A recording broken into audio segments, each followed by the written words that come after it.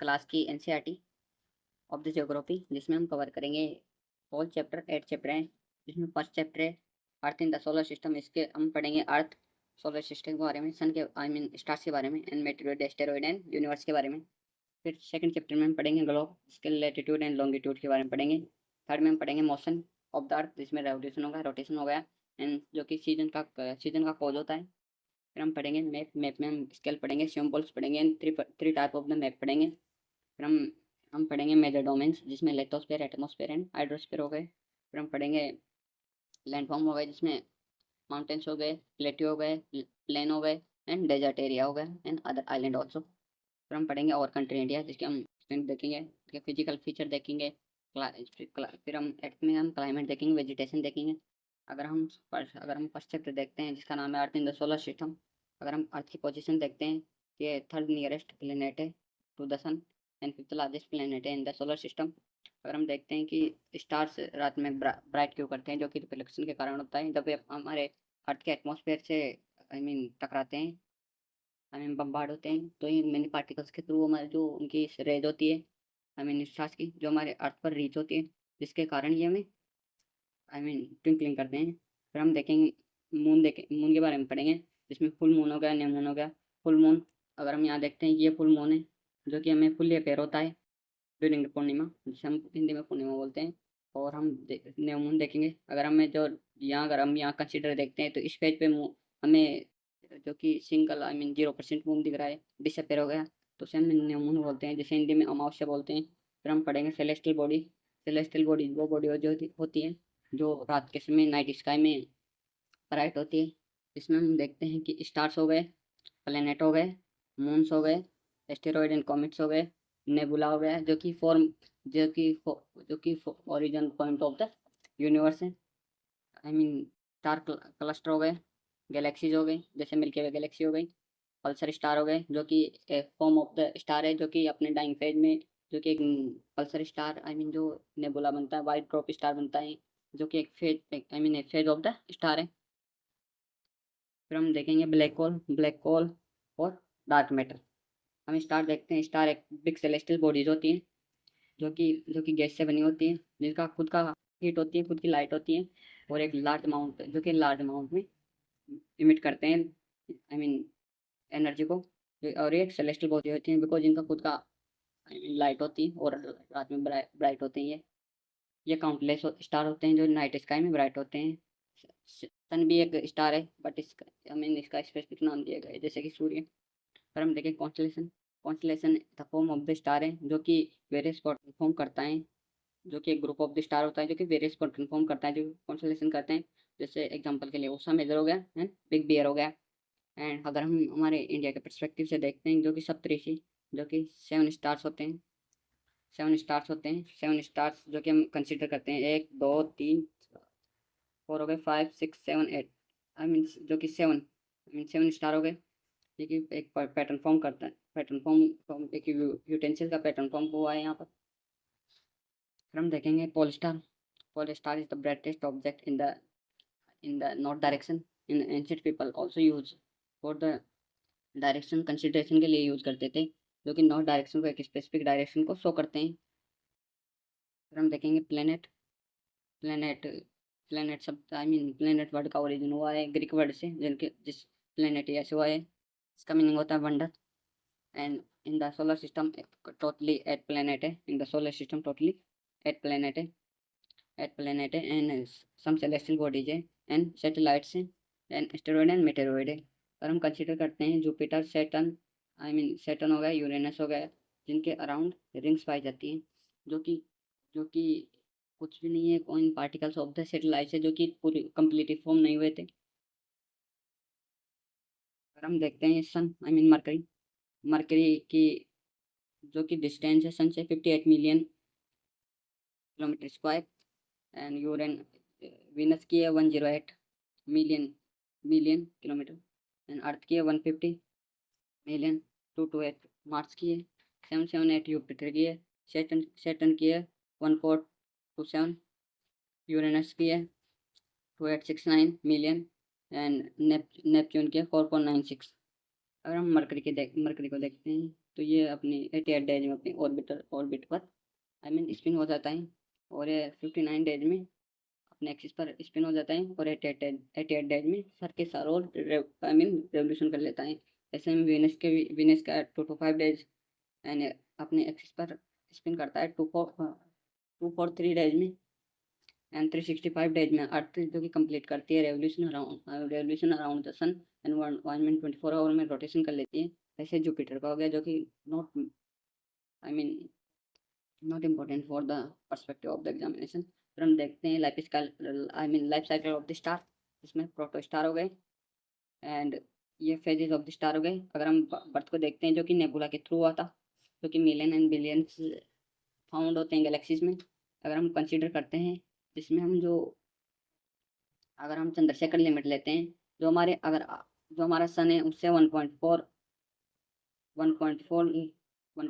अगर बिगर होगा to the सन, तो वो कन्वर्ट होगा ब्लैक होल में। अगर उससे छोटा होगा तो वो कन्वर्ट होगा ब्लैक ड्राफ में। अगर हम कंसीडर करते हैं, तो अगर हमारे सन जैसा स्टार होगा तो रेड जाइंट में कन्वर्ट होगा, लोग प्लैनेटरी नेबुला में, फिर वाइट ड्राफ में एंड फिर ब्लैक ड्राफ में। अगर सन से बिगर होगा तो रेड सुपर जाइंट में कन्वर्ट होगा, फिर सुपर नोवा में होगा। इसके आफ्टर में ये कन्वर्ट हो सकता है न्यूट्रॉन स्टार में या ब्लैक स्टार में। इसके जो ब्लैक होल होता है, ब्लैक होल के जो सराउंडिंग में जो सिंगुलरिटीज का deepest point of the black hole होता है। फिर हम देखें सेलेस्टियल बॉडी हमने जो अपर वाली पैराग्राफ में देखे थे, जो कि सन एक स्टार एक सेलेस्टियल बॉडी है, जो कि अगर हम कंसिडर करें सोलर सिस्टम में जो स्टार है सन, तो एक सेलेस्टियल बॉडी है। ऑल प्लेनेट जो कि नाइट स्काई में ब्राइट होते हैं, वो भी एक सेलेस्टियल बॉडी कंसिडर किए जाते हैं। हमारा मून जो कि एक सेलेस्टियल बॉडी कंसिडर की जाती है। एस्टेरॉइड को जो रेज होती है स्टार से, उनके रिफ्लेक्ट होकर फिर अर्थ पर रीच होती है। फिर हम देखते हैं nebula consider as a celestial body. फिर क्लस्टर हो गए एंड गैलेक्सीज ऑल्सो। फिर हम देखते हैं सन एक सोलर सिस्टम का एक मेजर पॉइंट है। अगर सन एग्जिस्ट नहीं होगा, अगर सोलर सिस्टम में अगर बिलियंस एंड मिलियंस ईयर हो, अगर आफ्टर में अगर ये कोलेप्स हो जाएगा, तो हमारे अर्थ पर जो लाइफ है वो भी कोलेप्स हो जाएगी। सोलर सिस्टम के सेंट्रल पॉइंट में मिलता है, एक्सट्रीम गैसेस होते हैं, और अर्थ में जो फ्यूजन होता है वो हाइड्रोजन से हीलियम में कन्वर्ट होता है, जिसके कारण ये एनर्जी इमिट करता है। और ये नियरेस्ट स्टार ऑफ द हमारे अर्थ के नियरेस्ट स्टार है, एंड 150 मिलियन किमी किमी अवे है from the sun, from the earth sun away. फिर हम प्लेनेट देखेंगे। प्लेनेट टोटल 8 प्लेनेट है। अगर हम कौन से अगर हम डिस्टेंस वाइज कंसिडर करें, तो फर्स्ट है मरकरी, जो कि नियरेस्ट प्लेनेट ऑफ द सन है। सेकंड है वीनस, जो कि ट्विंस ऑफ द अर्थ भी बोला जाता है, ट्विन सिस्टर ऑफ द अर्थ। फिर हो गया अर्थ, फिर हो गया मार्स, फिर जुपिटर, फिर सैटर्न, फिर यूरेनस एंड नेपच्यून। हम देखते हैं ऑर्बिट अगर हम इसको सन कंसिडर करें, तो ये एक इलेप्टिकल पाथ होगा। इसमें जो अगर अर्थ रिवॉल्व होती है इसके चारों तरफ, तो ये एक प्रकार से इसका ऑर्बिट हो गया, और अर्थ एक सेकुलर ऑर्बिट है। मरकरी जो है 88 डेज में अपना अराउंड सर्कल वो पूरा करता है, एक अपना रेवोल्यूशन पूरा करता है अराउंड द सन। फिर हम 2006 में देखेंगे, जैसे हम प्रीवियस क्लास थी उसमें हमने देखा था कि प्लूटो प्लूटो को एक आई मीन ये प्लेनेट कंसीडर किया हुआ था। बट ये जो अगर हम ये नेपच्यून को कंसीडर करते हैं, अगर ये प्लेनेट हो गया, तो ये जो नेपच्यून का जो ऑर्बिट था उसको क्रॉस करता था, जिसके कारण इसको प्लूटो को एक ड्वार्फ स्टार की कैटेगरी में डाल दिया गया है। फिर हम देखेंगे अर्थ ओनली प्लेनेट है जिसके ऊपर लाइफ एग्जिस्ट करती है, जो कि गोल्डन लाइक जोन में पाया जाता है। अगर हम कंसिडर करते हैं, यहाँ पर सन है और ये अर्थ है, तो ये एक फारदेस्ट पॉइंट है, एक्सट्रीम पॉइंट है, जहाँ पर जो वाटर है जो लिक्विड फॉर्म में पाया जाता है, और इसको हम गोल्डन लॉक जोन कहते हैं। जो जिसकी जेड शेप है, जिसके कारण यहाँ पर सीजन जो कि टिल्टेड है 23.5 degree due to this reason यहाँ पर सीजन फॉर्म होते हैं। जो कि पोल पर एक स्लाइटली टिल्टेड है और बल्ज एट द इक्वेटर है। फिफ्थ लार्जेस्ट प्लेनेट है, third nearest I mean fifth largest है, थर्ड नियरेस्ट प्लेनेट है। अगर हम कंडीशन देखो फेवरेबल कंडीशन सपोर्ट करती है लाइफ पर, जो कि जैसे कि availability of the water land and air, जैसे कि हम देखते हैं ये हाइड्रोस्फीयर हो गया, ये लिथोस्फीयर हो गया और ये एटमोस्फीयर हो गया। जहाँ की जो ये वाला पार्ट है ये कहलाता है बायोस्फीयर। जो ये फेवरेबल पार्ट है जहाँ पर कोई भी क्रिएचर इजीली अपनी लाइफ स्पेंड कर सकता है। जैसे कि अगर किसी क्रिएचर को अगर वाटर पर आई मीन जो मरीन मरीन लाइफ वाले क्रिएचर है जो आई मीन वाटर में रह सकते हैं, वो इजीली इनहेल कर सकते हैं, वो लैंड पर जैसे कि आ सकते हैं अपनी लाइफ स्पेंड करने के लिए। जैसे कि ऑक्सीजन हो गया जो कि एक major component for the life है, क्योंकि हम exhale I mean breath inhale and exhale करते हैं, जो कि सर्वाइवल फैक्टर है for the humans and other animals also. फिर हम देखेंगे मून। मून एक natural satellite of the earth है, जो कि फॉर्म हुआ था 3.8 बिलियन ईयर अगो, और अर्थ फॉर्म हुई थी 1.6 बिलियन ईयर अगो। और जो कि I mean distance from the earth है 3000 आई मीन 3,84,400। हम देखते हैं कि जो सन है वो 27 डेज में अपना रोटेशन है रेवोल्यूशन सेम पीरियड में करता है, जिसके कारण हमें सिर्फ one part of the moon दिखाई देता है एंड इसका farther part of the moon दिखाई नहीं देता है। फिर हम देखेंगे Neil Armstrong first first man थे जिन्होंने कि step on the moon moon पे स्टेप किए थे 20 जुलाई 1969 को। फिर हम देखेंगे नेचुरल सैटेलाइट हो गई, I mean satellite two type के होते हैं, एक तो नेचुरल सैटेलाइट हो गई, मैन मेड हो गई। नेचुरल सैटेलाइट जैसे कि मून हो गए, एंड ह्यूमन मेड सैटेलाइट जैसे कि हमने रिसेंटली निसार सैटेलाइट लॉन्च की थी, जो कि collaboration of the NASA and ISRO का था, जो कि एक कंसिडर की जाएगी ह्यूमन मेड सैटेलाइट। फिर हम देखेंगे asteroid. Asteroid are tiny particles होते हैं, जो कि न्यूमरस टेनी पार्टिकल्स होते हैं, जो कि अराउंड सन के अराउंड आई मीन रेवोल्यूशन करते हैं। जो कि आई मीन अगर हम देखें इनकी पोजीशन, तो ये मिलते हैं Jupiter I mean Mars and Jupiter के बिटवीन में।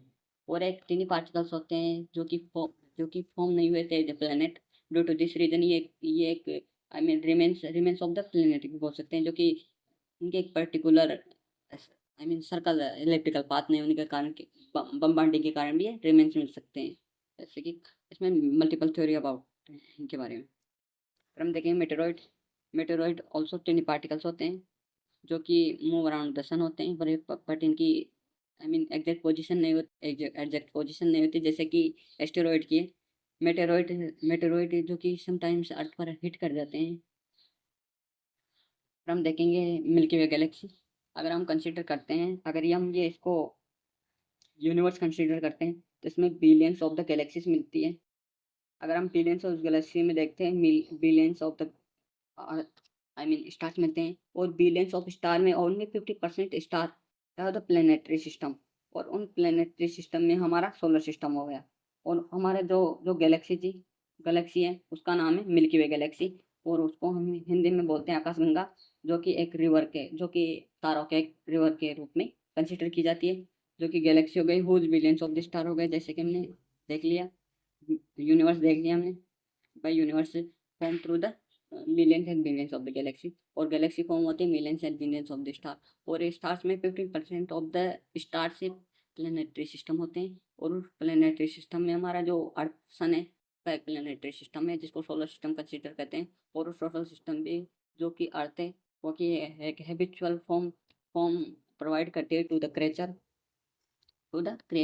जो कि एज लाइक जैसे कि हम एग्जांपल में देखते हैं, जैसे कि हमने देखा अर्थ हो गई, अर्थ सोलर सिस्टम का एक कंपोनेंट है, आई मीन एक प्लेनेट है।